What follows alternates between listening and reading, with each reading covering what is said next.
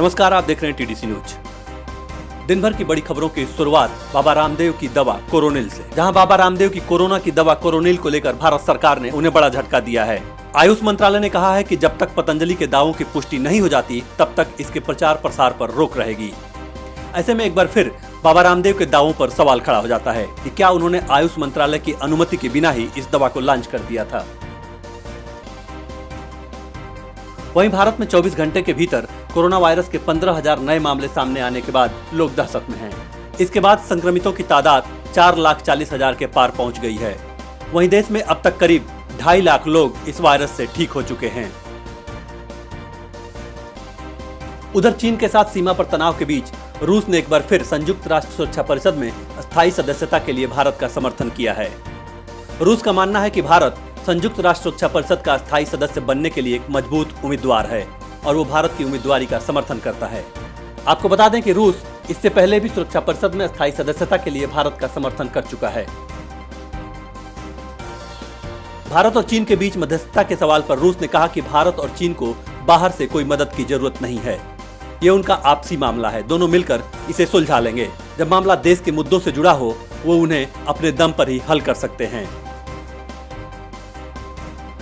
उधर पूर्वी लद्दाख में LAC पर भारत चीन के शीर्ष सैन्य अधिकारियों के बीच बातचीत सकारात्मक रही है।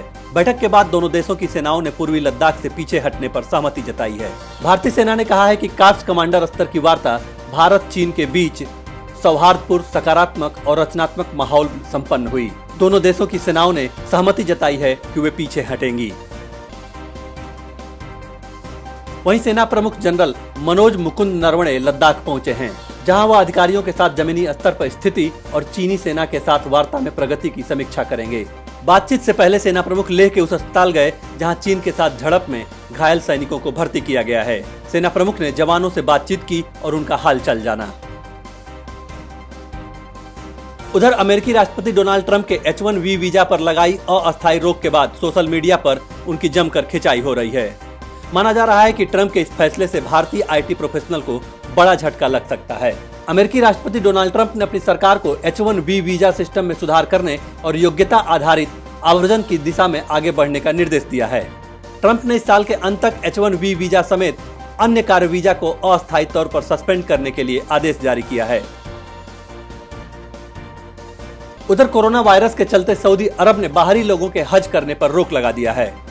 सऊदी अरब ने कहा है कि वह इस साल हज का आयोजन करेगा, लेकिन कोरोना वायरस के चलते केवल सऊदी अरब में रहने वाले लोग ही हज कर सकेंगे और इस बार सीमित हाजियों को ही हज करने की इजाजत होगी। सऊदी अरब ने राष्ट्र की स्थापना के बाद लगभग 90 वर्षों में कभी भी हज को रद्द नहीं किया है। एक अनुमान के मुताबिक यहाँ हर साल 2 मिलियन लोग हज करने के लिए आते हैं। वहीं सदियों से चली आ रही भगवान जगन्नाथ की रथ यात्रा पूरी भव्यता के साथ निकाली गई। हालांकि कोरोना वायरस के संक्रमण के चलते रथ यात्रा में शामिल होने वाले लोगों की संख्या पर प्रतिबंध लगा था। सुप्रीम कोर्ट के आदेश के मुताबिक 500 से अधिक लोगों को रथ खींचने की अनुमति नहीं थी। उधर बिहार में विधानसभा चुनाव से पहले लालू प्रसाद यादव की पार्टी RJD को एक के बाद एक बड़ा झटका लगता जा रहा है।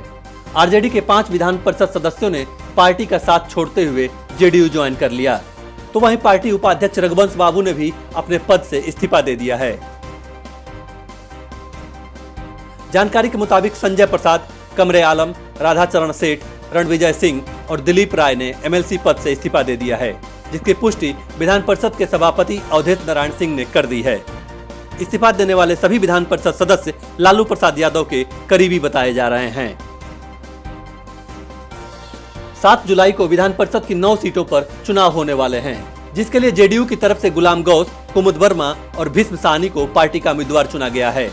वहीं खबर है कि RJD से तेज प्रताप यादव को भी उम्मीदवार बनाया जा सकता है। उधर यूपी के कानपुर में सरकारी बालिका गृह में 57 लड़कियों के कोरोना वायरस के मामले में प्रशासन की भारी लापरवाही सामने आई है। जानकारी के मुताबिक प्रशासन ने कोरोना की जांच को लेकर ढिलाई बरती है। जांच के दौरान पता चला है कि वहां रहने वाली लड़कियों को खतरे में डालते हुए प्रशासन ने पहले से किसी को आइसोलेट नहीं किया था, वरना संक्रमण की संख्या घट सकती थी।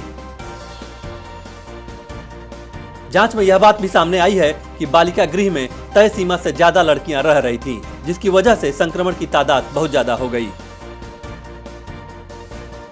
वहीं सुशांत सिंह राजपूत की आत्महत्या के बाद सभी इस मामले पर अपनी अपनी राय दे रहे हैं। पायल रोहतगी ने एक वीडियो शेयर कर कहा है कि सुशांत ने आत्महत्या नहीं की बल्कि उनका मर्डर हुआ है। इसके साथ ही पायल ने सुशांत के डॉक्टर पर भी सवाल उठाया है। वहीं क्रिकेटर युवराज सिंह ने सोशल मीडिया पर एक फोटो शेयर किया है जो खूब सुर्खियां बटोर रहा है। युवराज सिंह ने इंस्टाग्राम पर भारतीय क्रिकेटरों के फीमेल वर्जन का फोटो शेयर किया है। युवी की इस पोस्ट पर क्रिकेट फैंस और पूर्व खिलाड़ियों ने जमकर मजे लिए हैं। क्रिकेटरों के इस फीमेल वर्जन में लोगों ने भुवनेश्वर कुमार का नाम बदलकर भुवनेश्वरी रख दिया। मजे की बात यह रही कि भुवनेश्वर कुमार खुद अपना फीमेल वर्जन देखकर उसके दीवाने हो गए हैं। तो आज के लिए बस इतना ही। बाकी की दिन भर की बड़ी खबरों के लिए देखते रहिए TDC न्यूज।